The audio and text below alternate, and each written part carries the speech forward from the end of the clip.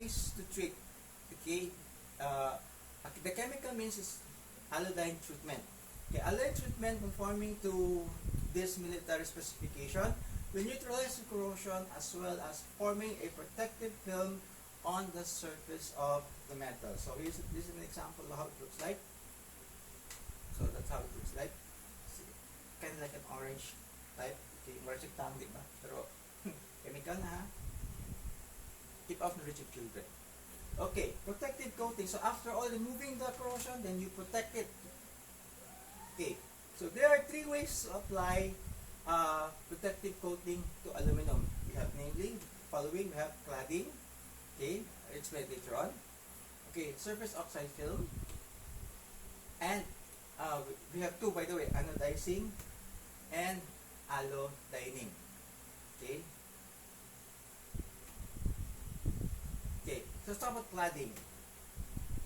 For our previous discussion, like I said, oxygen is the best friend of aluminum because it forms a protective coating on the surface of the metal. Okay, this is true for aluminum alloys, but not for pure aluminum. Okay. Yes, it is true. Is it? Hala. For aluminum alloy, oxygen is the best friend, but not for pure aluminum. Okay? Pure aluminum is not as strong and must be alloyed with other metals. Okay?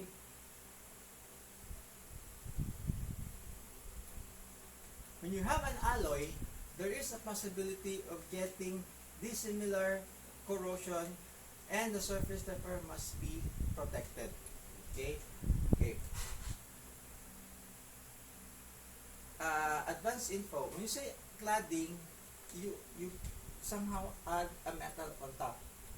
Okay, a different metal on top of the aluminum. Protect the pure aluminum itself. Okay. An aluminum alloy skin of an airplane can be protected from corrosion and at the same time made attractive in appearance by coating pure aluminum. Okay. This process is simply called cladding. So, to make a long story short, you have here an aluminum metal, pure aluminum metal. Okay, then you put on top, or you simply coat it with a different type of metal.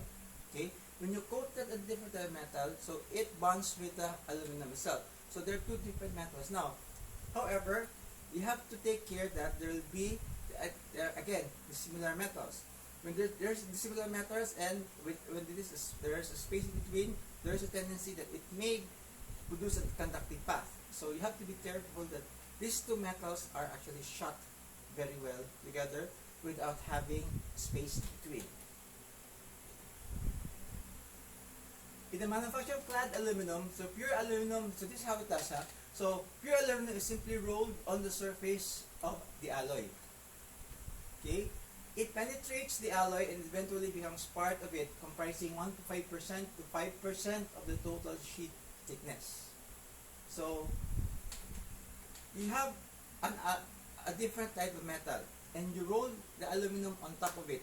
So, when it penetrates the alloy, it eventually becomes part of it. So, somehow, it has to undergoes a certain type of heat, I guess, so that the two have to stick together. Okay? Any corrosion that takes place will attack the cladded part rather than the port. So, if this is the surface, this is your pure aluminum, you have a different type of alloy here.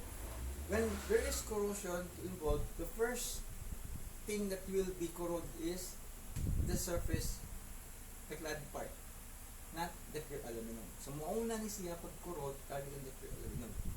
Okay? The oxide film that is formed during the cladding is extremely thin, very tight, and transparent, and will prevent any further action. Okay, so sorry. The second is, of course, surface oxide film. Okay. The characteristic of aluminum performance oxide film is surfaces is real value in protecting aluminum from corrosion. Okay. There are two ways in which the film can be formed. Okay. Anodizing or allodyning. Okay, we discussed already about allodyning a little bit earlier when I talked about allodyne treatment. Okay, the difference with anodizing and allodyning. Okay? One is chemical and one is electrical. To make the long story short, anodizing ganyan, it goes through an electrolytic process. Allodyning is simply just putting the allodyne on top. It's more the chemical side.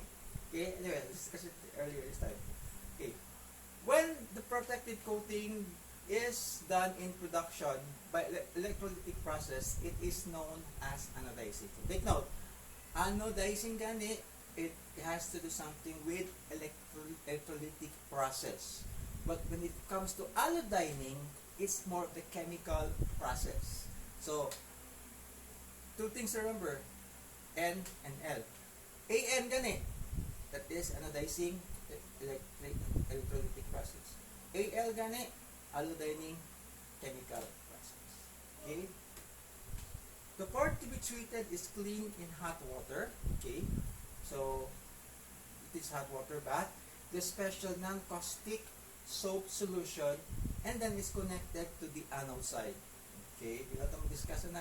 You know what anode side is. Okay? And chromic acid and water form the electrolyte. Okay? The formation of the oxide film, the part is when in hot water and is air dry. After the formation of the oxide film, the part is then washed in hot water and air dried. So what happens is, remember, chromic acid is H2CrO4. Okay? So, naman siya CrO4. That's the chromate ion, and the chromate ion contains oxygen. So this is the oxide. What is there when you do the electrolytic process is the chromium ions stick to the cathode side, okay, and the oxygen sticks to the anode side where your metal is, and of course the hydrogen is being thrown out in the atmosphere. Okay.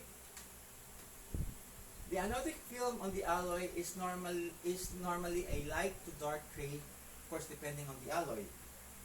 Some alloy parts such as fluid fittings are dyed for identification. Okay, later I'll show you the picture of it. Okay, the dye is applied on the anodizing process where it colors the oxide. Okay, when the film first forms, aluminum hydroxide is formed. Okay, pagsugod pa lang daan na it forms the aluminum hydroxide, so it is porous and is quite soft. Okay, as the film changes into aluminum oxide, so as time goes by, okay, so